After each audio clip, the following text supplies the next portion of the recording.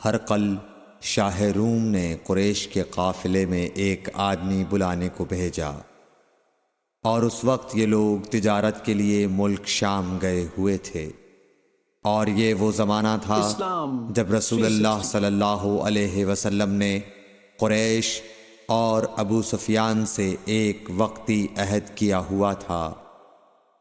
جب ابو سفیان اور دوسرے لوگ ہرقل کے پاس ایلیا پہنچے جہاں ہرقل نے دربار طلب کیا تھا، اس کے گرد روم کے بڑے بڑے لوگ، علماء، وزراء و امراء بیٹھے ہوئے تھے۔ ہرقل نے ان کو اور اپنے ترجمان کو بلوایا، پھر ان سے پوچھا کہ تم میں سے کون شخص مدعی رسالت کا زیادہ قریبی عزیز ہے؟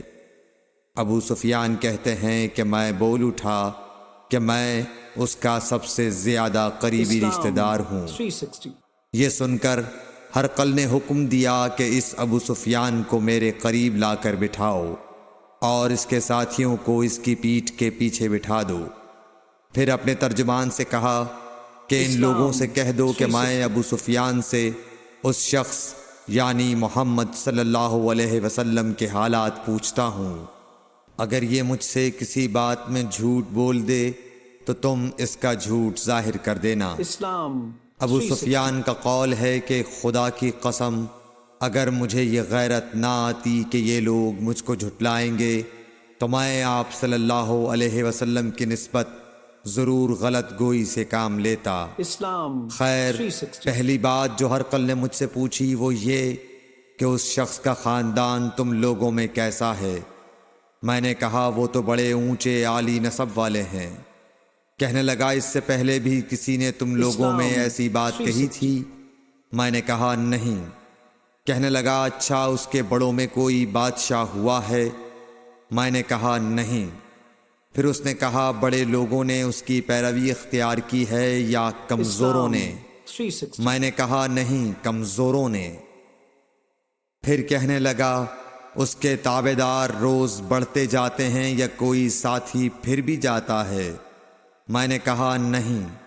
کہنے لگا کیا اپنے اس دعوی نبوت سے پہلے کبھی کسی بھی موقع پر اس نے جھوٹ بولا ہے؟ میں نے کہا نہیں، اور اب ہماری اس سے صلح کی ایک مقررہ مدت ٹھہری ہوئی ہے، معلوم نہیں وہ اس میں کیا کرنے والا ہے۔ ابو سفیان کہتے ہیں میں اس بات کے سوا اور کوئی جھوٹ اس گفتگو میں شامل نہ کر سکا۔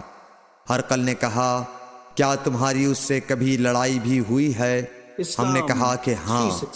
بولا پھر تمہاری اور اس کی جنگ کا کیا حال ہوتا ہے؟ میں نے کہا لڑائی ڈول کی طرح ہے، کبھی وہ ہم سے میدان جنگ جیت لیتے ہیں اور کبھی ہم ان سے جیت لیتے ہیں۔ ہرقل نے پوچھا وہ تمہیں کس بات کا حکم دیتا ہے؟ میں نے کہا وہ کہتا ہے کہ صرف ایک اللہ ہی کی عبادت کرو، اس کا کسی کو شریک نہ بناؤ، اور اپنے باپ دادا کی شرک کی باتیں چھوڑ دو، اور ہمیں نماز پڑھنے، سچ بولنے، پرہیزگاری اور صلہ رحمی کا حکم دیتا ہے۔ یہ سب سن کر پھر ہرقل نے اپنے ترجمان سے کہا کہ ابو سفیان سے کہہ دے کہ میں نے تم سے اس کا نسب پوچھا تو تم نے کہا کہ وہ ہم سے عالی نسب ہے، اور پیغمبر اپنی قوم میں عالی نسب ہی بھیجے جایا کرتے ہیں۔ میں نے تم سے پوچھا کہ دعوی نبوت کی یہ بات تمہارے اندر اس سے پہلے کسی اور نے بھی کہی تھی؟ تو تم نے جواب دیا کہ نہیں۔ تب میں نے اپنے دل میں کہا کہ اگر یہ بات اس سے پہلے کسی اور نے کہی ہوتی تو میں سمجھتا کہ اس شخص نے بھی اسی بات کی تقلید کی ہے جو پہلے کہی جا چکی ہے۔ میں نے تم سے پوچھا کہ اس کے بڑوں میں کوئی بادشاہ بھی گزرا ہے؟ تو تم نے کہا کہ نہیں۔ تو میں نے دل میں کہا کہ ان کے بزرگوں میں سے کوئی بادشاہ ہوا ہوگا تو کہہ دوں گا کہ وہ شخص اس بہانے اپنے آباء و اجداد کی بادشاہت اور ان کا ملک دوبارہ حاصل کرنا چاہتا ہے۔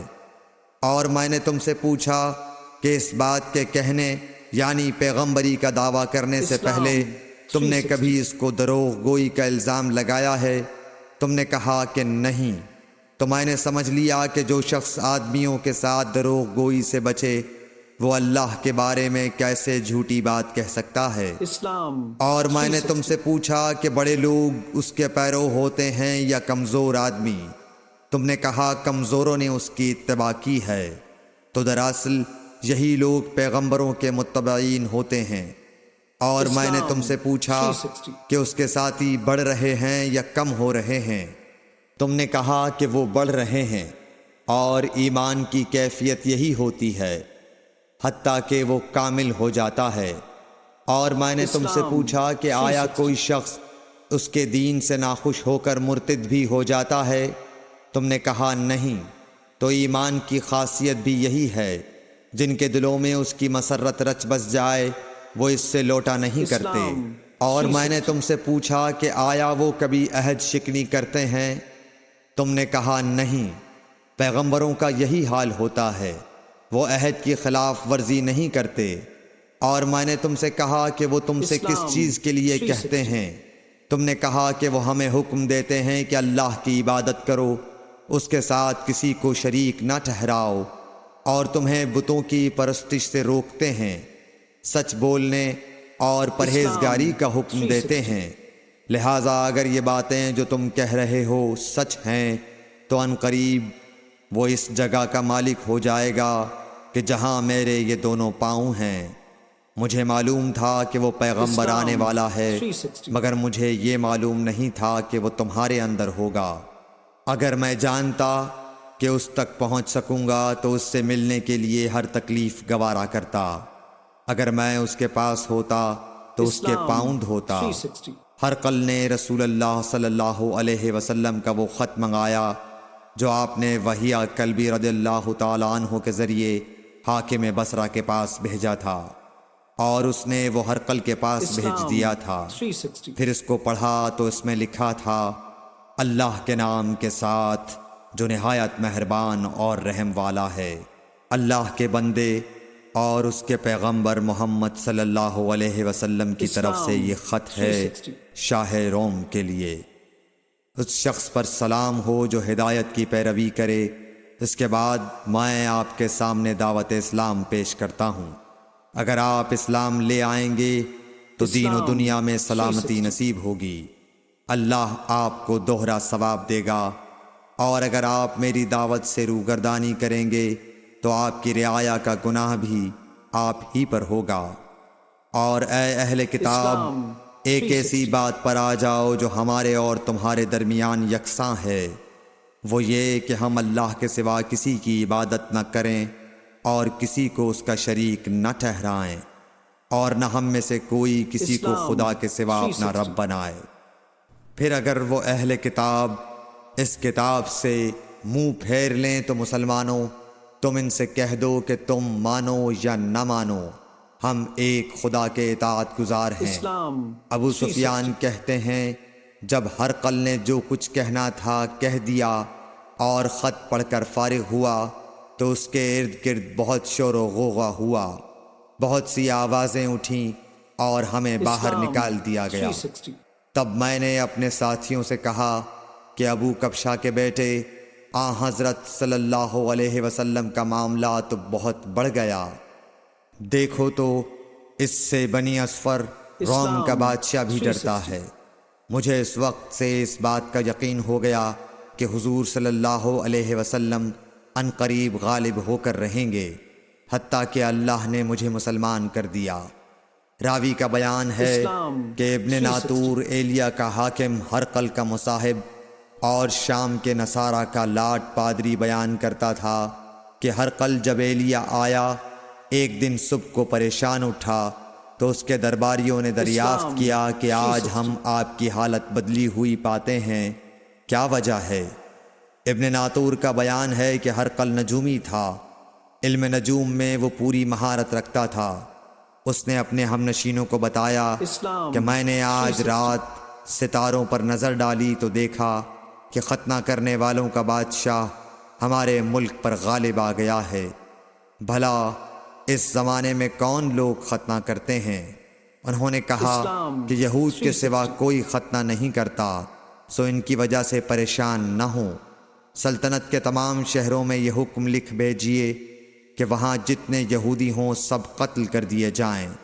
وہ لوگ انہی باتوں میں مشغول تھے کہ ہرقل کے پاس ایک آدمی لایا گیا جسے شاہ غسان نے بھیجا تھا۔ اس نے رسول اللہ صلی اللہ علیہ وسلم کے حالات بیان کیے۔ جب ہرقل نے سارے حالات سن لیے تو کہا کہ جا کر دیکھو وہ ختنہ کیے ہوئے ہے یا نہیں۔ انہوں نے اسے دیکھا تو بتلایا کہ وہ ختنہ کیا ہوا ہے۔ ہرقل نے جب اس شخص سے عرب کے بارے میں پوچھا تو اس نے بتلایا کہ وہ ختنہ کرتے ہیں۔ تب ہرقل نے کہا کہ یہی محمد صلی اللہ علیہ وسلم اس امت کے بادشاہ ہیں جو پیدا ہو چکے ہیں۔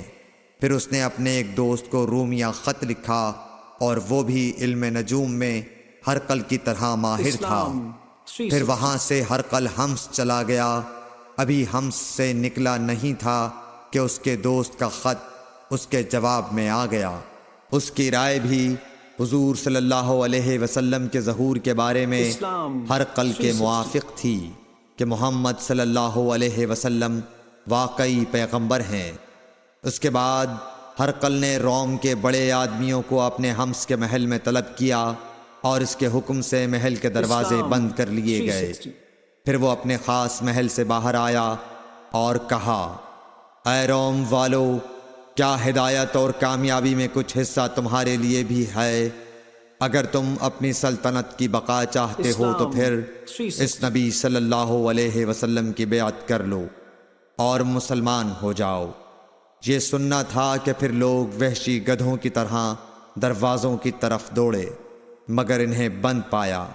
آخر جب ہرقل نے اس بات سے ان کی یہ نفرت دیکھی اور ان کے ایمان لانے سے مایوس ہو گیا تو کہنے لگا کہ ان لوگوں کو میرے پاس لاؤ۔ جب وہ دوبارہ آئے تو اس نے کہا، میں نے جو بات کہی تھی اس سے تمہاری دینی پختگی کی آزمائش مقصود تھی، سو وہ میں نے دیکھ لی۔ تب یہ بات سن کر وہ سب کے سب اس کے سامنے سجدے میں گر پڑے اور اس سے خوش ہو گئے۔